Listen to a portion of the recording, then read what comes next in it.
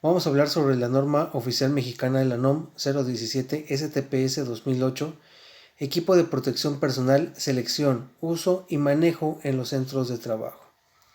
En esta norma, se va a determinar cuáles son los diferentes tipos de equipos de protección personal, cuáles son las regiones anatómicas que debemos de proteger y sobre todo conocer también el objetivo y el campo de aplicación de esta norma. ¿Cuál es el objetivo? Pues es establecer los requisitos mínimos para que el patrón seleccione, adquiera y proporcione a sus trabajadores el equipo de protección personal correspondiente para protegerlos de los agentes del medio ambiente de trabajo que puedan dañar su integridad física y su salud. ¿Cuál es el campo de aplicación? Esta norma aplica en todos los centros de trabajo del territorio nacional en que se requiera el uso de equipo de protección personal para proteger a los mismos trabajadores contra los riesgos derivados de las actividades que desarrollen. ¿Sí? Entonces, en esta misma norma, nos pide que hagamos un análisis de riesgos, obviamente el impacto del riesgo y determinar el equipo de protección personal con los que vamos a trabajar y vamos a dotar al trabajador. Dentro de esta misma norma, tenemos lo que son obligaciones del patrón y nos dice que es mostrar la documentación solicitada por la autoridad laboral. Los registros que yo pueda tener de la dotación, de la entrega del equipo de protección personal hacia el trabajador, la revisión, el mantenimiento, los cambios que deba de tener ese equipo de protección personal, los debo de tener registrados y por lo tanto cuando la autoridad laboral me lo solicite, pues también lo pueda yo presentar. Uno de los puntos también es identificar y analizar los riesgos a los que están expuestos los trabajadores por cada puesto de trabajo y área de centro laboral. Es decir, si en la empresa yo tengo a 10 personas con puestos totalmente diferentes cada uno, tengo que hacer un análisis de riesgos de cada uno de los puestos, ¿sí? No es genérico, tiene que ser el análisis específico por cada actividad. Puedo utilizar diferentes métodos como lo que es el análisis de seguridad en el trabajo, AST, o el IPER, que es identificación de peligros y evaluación de riesgos y controles, ¿sí? Que es un método que sí es muy efectivo y que está dentro de lo que es ISO 45001, para que yo pueda analizar lo que son los riesgos. Determinar el equipo de protección personal utilizando las tablas de contenido en la norma. En la presente norma nosotros vamos a manejar dos tablas, lo que es la tabla A1, que es donde se determina el equipo de protección personal por la región anatómica, y la tabla A2. En esta tabla A2 vamos a establecer y vamos a determinar cuál es el equipo de protección personal por puesto de trabajo. ¿Sí? Aquí en aquí viene también lo que son las regiones anatómicas que en un momento vas a presentar. Proporcionar a los trabajadores equipo de protección personal que atenúe los riesgos. Como bien sabemos, los riesgos en muchas ocasiones sí los podemos eliminar, pero van a persistir normalmente, ¿sí? La mayoría sí van a persistir o van a continuar. Así que el impacto de ese riesgo es el que yo tengo que atenuar con el uso del equipo de protección personal. Este equipo de protección personal va a disminuir el impacto del riesgo en el trabajador. Debe de ser de uso personal. Debe de ser acorde a las características físicas del trabajador y que cuente con las instrucciones del fabricante para su uso, revisión, reposición, limpieza, limitaciones, mantenimiento y resguardo. El patrón tiene la obligación de comunicar a los trabajadores los riesgos de trabajo a los que están expuestos. Esto es de acuerdo a la actividad laboral que está desarrollando cada uno de los trabajadores, por puesto específicamente. Comunicar al contratista los riesgos y las reglas de seguridad.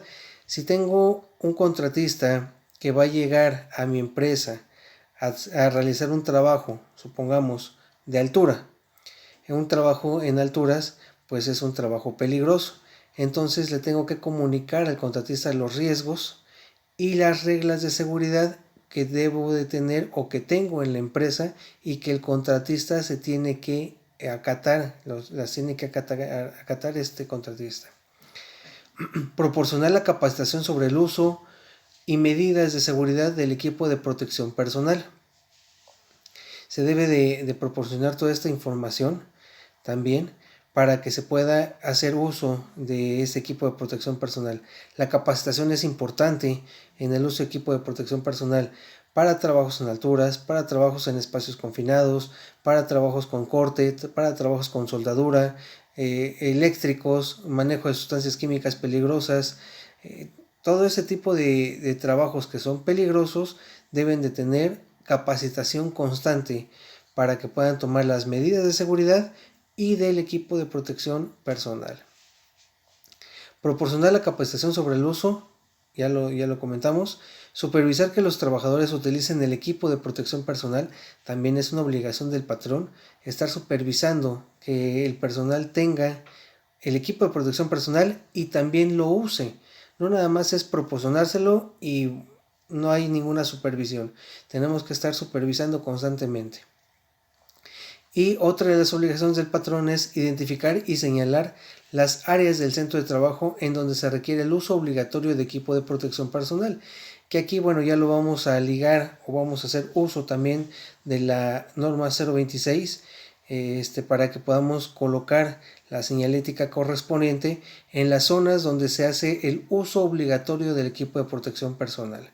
Estas zonas deben de estar supervisadas constantemente para que todo personal que ingrese o esté dentro de esa misma área esté haciendo un uso obligatorio de este equipo de protección personal. Pues bueno, ¿cuáles son las obligaciones de los trabajadores en este rubro? Pues los trabajadores deben de participar en la capacitación y adiestramiento que el patrón proporcione sobre el uso y mantenimiento del equipo de protección personal, utilizar el equipo de protección personal que le proporcionen a cada uno de los trabajadores, revisar antes de iniciar, durante y al finalizar su turno de trabajo las condiciones del equipo de protección personal. Es decir, si yo voy a hacer un trabajo en alturas y requiero un equipo específico, que en este caso sería arnés, líneas de vida, entonces debo de estar supervisando constantemente las costuras. Antes de subirme a hacer el trabajo en alturas, debo de supervisar costuras, debo de supervisar que no esté manchado, que no esté roto, que no se encuentre con cortaduras o rasgado, como conocemos el término rasgado, del equipo de protección personal, porque si no, no debo de usar ese equipo de protección personal. Durante también debo de estar supervisando constantemente que esté en buenas condiciones este EPP.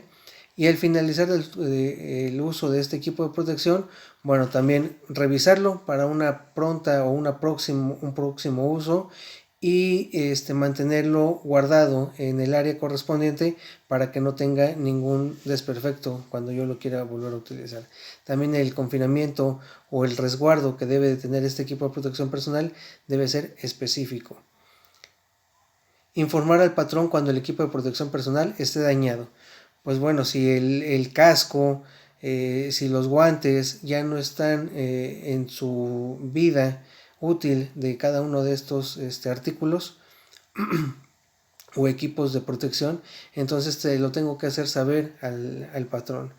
Esto también es una responsabilidad del trabajador, porque en muchas ocasiones, pues bueno, con tal de estar cambiando constantemente el equipo de protección personal, en algunos casos los dañan o en algunos casos los extravían, y pues también es una obligación y una responsabilidad del trabajador de cuidar su equipo de protección personal.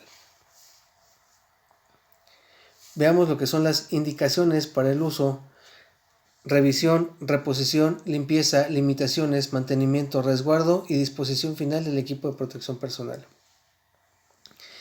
Las indicaciones deben basarse en la información proporcionada por el proveedor, contar con instrucciones para verificar su correcto funcionamiento, identificar las limitaciones de este equipo de protección personal, incluir la información que describa en qué condiciones no proporciona protección o dónde no se debe de usar, considerar el tiempo vida útil de cada uno de los EPP, considerar las medidas técnicas o administrativas a adoptar en caso de que los trabajadores no quieran usar el equipo de protección personal. Aquí entra un punto muy importante en cuestiones de los reglamentos internos, la Ley Federal del Trabajo, sobre cuáles van a ser las medidas administrativas que deben de adoptar la empresa cuando el trabajador se rehúsa a usar ese equipo de protección personal. Incluir las acciones que deben realizar antes, durante y después de uso para comprobar que de manera continua proporciona la protección. Indicar que cuando el trabajador esté en contacto posible con agentes infecciosos, el equipo de protección personal se utilice y deba ser para uso exclusivo de estos. Establecer el procedimiento para la descontaminación o desinfección de equipo de protección personal. Prever que si el equipo se limpia en el centro de trabajo, que sí se limpia dentro del centro de trabajo. Establecer el mecanismo a seguir para reemplazar o reparar inmediatamente partes del equipo de protección personal o el equipo de protección personal de manera total. Indicar que el reemplazo en sus partes dañadas deben realizarse con refacciones de acuerdo a las recomendaciones del fabricante o del proveedor, y precisar lugares y formas de almacenamiento en contenedores especiales.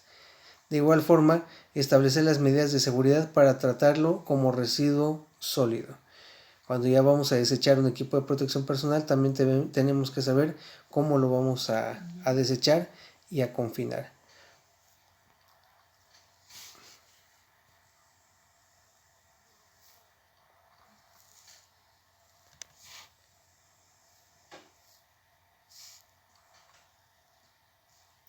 Veamos ahora lo que es la identificación y selección del equipo de protección personal. La selección del equipo de protección personal se realiza con las regiones anatómicas del cuerpo humano, así como los tipos de riesgos a cubrir con base en la actividad que desarrolla cada trabajador, en función de su puesto de trabajo. De acuerdo a la actividad que tiene cada uno de los perfiles y puestos de trabajo, entonces tiene que hacer su análisis de riesgos. Se recomienda revisar el listado de las normas oficiales mexicanas emitidas por la STPS para cumplir con los requisitos de seguridad establecidos en ciertos procesos o actividades. El equipo de protección personal seleccionado debe ser preferentemente y debe de contar con la certificación emitida por un organismo de certificación acreditado y aprobado en los términos de la Ley Federal sobre Metodología y Normalización. ¿Cuáles son estas regiones anatómicas que debemos de considerar para lo que es la protección del personal? 1 es la cabeza, y aquí se manejan los cascos contra impactos, cascos eléctricos o capuchas. Tenemos la protección en ojos y cara, que pueden ser anteojos de protección, gogles, pantallas faciales, caretas para soldador, gafas para soldador. Tenemos también lo que son protección en oídos, que son los tapones auditivos y las conchas acústicas. Tenemos lo que es el aparato respiratorio, que está considerado en respirador contra partículas, respirador contra gases y vapores, mascarillas desechables y equipos de respiración autónomo.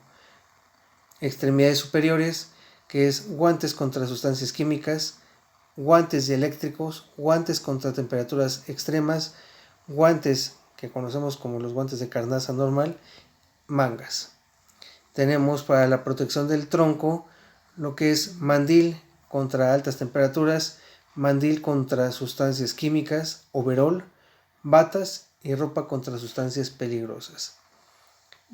Para la protección de extremidades inferiores tenemos el calzado ocupacional, calzado contra impactos, calzado conductivo, calzado dieléctrico, calzado contra sustancias químicas, polainas o botas impermeables. Para lo que son otros tipos de equipos de protección personal, tenemos el equipo de protección contra caídas, que es el arnés en sus diferentes versiones y líneas de vida. Así también tenemos el equipo para brigadistas contra incendios. Entonces, estos son equipos de protección personal que están considerados como otros. Entonces, tenemos las diferentes zonas o regiones anatómicas. Tenemos 7 regiones anatómicas y la octava que está considerado como otros. Para lo que es el registro del equipo de protección personal por puesto de trabajo, se va a hacer lo siguiente. Después de identificar el riesgo de protección personal que se pudiera requerir, se puede continuar con el registro, el cual consiste en llenar con la información del centro de trabajo la tabla siguiente. En la primera columna de la tabla se describen los puestos de trabajo. En esta zona se van a colocar lo que es el puesto de trabajo. Y en las siguientes columnas se marcará con cada uno de los incisos que corresponden el equipo de protección personal que se requiera por región anatómica específicamente. Es decir, para la región anatómica 1, que es protección de cabeza, tenemos aquí la protección de cabeza y tenemos 3 opciones, lo que es el casco contra impacto, casco dieléctrico y capuchas. Para este puesto de soldador, que estamos aquí haciendo el análisis, nos marca que tenemos el tipo de protección que es el tipo C. Ese tipo de protección tipo C, ¿cuál es? Pues estamos hablando de capuchas. Para la región anatómica 2, esta región anatómica 2 es ojos y cara. Tenemos 5 opciones.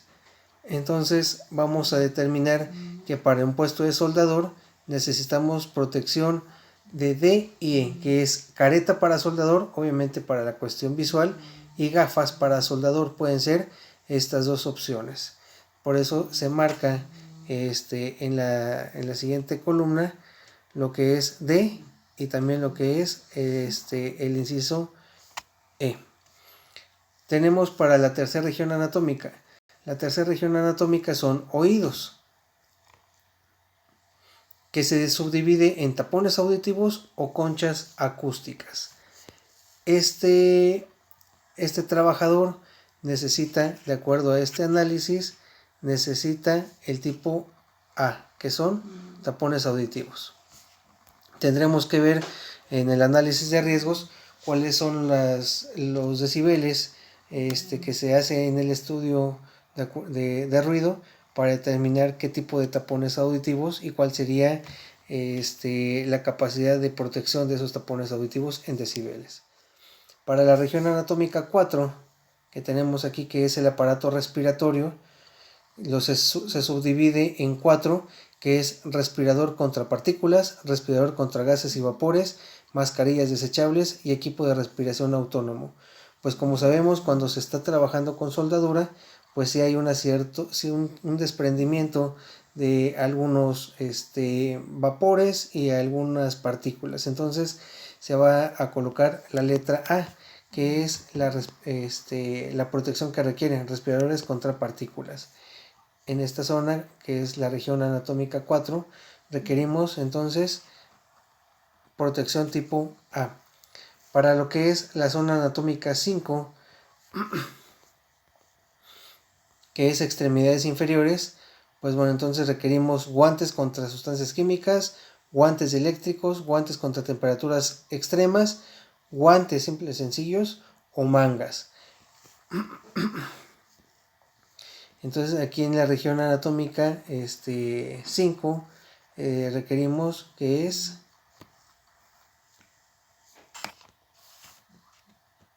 el tipo C, y el tipo C que nosotros vamos a trabajar aquí es entonces guantes contra temperaturas extremas.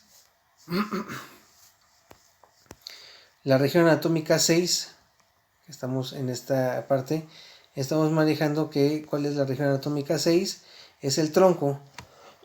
Necesitamos mandil contra altas temperaturas, mandil contra sustancias químicas, overol, bata o ropa contra sustancias peligrosas.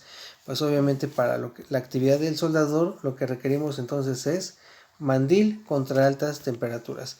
Es inciso A. Para tronco, que es región anatómica 6, requerimos lo que es inciso A. Para la 7, la región anatómica 7, que son las extremidades, son diferentes tipos de calzados. Nosotros obviamente sabemos que como estamos trabajando también con lo que es también cuestiones eléctricas, pues lo ideal es de que podamos utilizar un calzado dieléctrico también contra impactos, porque pues bueno, en muchas ocasiones un soldador también está trabajando con algunos elementos ferrosos o herramientas que pueden lastimar al trabajador. Entonces, de acuerdo a la actividad, aquí se selecciona qué es lo que está haciendo el trabajador y vamos a determinar si usa frecuentemente lo que es algunas herramientas pesadas o material pesado que pueda lastimar al trabajador en las extremidades inferiores, que son los pies, pues tendría que ser calzado contra impactos. Si estamos trabajando con lo que es electricidad, que también es con soldadura, es calzado dieléctrico, que también hay una combinación de los dos. Puede ser sustancias químicas o polainas también, dependiendo de lo que es la actividad, el puesto de trabajo. Vamos entonces a determinar cuáles van a ser el equipo de protección personal que yo requiero. Y algún trabajo, alguna protección o equipo de protección específico, pues no tengo. Entonces el trabajador va a requerir este equipo de protección. Esto es el análisis que se debe de tener del equipo de protección personal para los trabajadores. Primero tengo que hacer un análisis de riesgos y después, en función a ese análisis de riesgos que yo voy a hacer, voy a determinar el equipo de protección personal de acuerdo a las regiones anatómicas que puedan ser dañadas por el ejercicio de la actividad del trabajo. Y pues esto es la norma 017 referente a lo que es el equipo de protección personal. El equipo de protección personal en los centros de trabajo.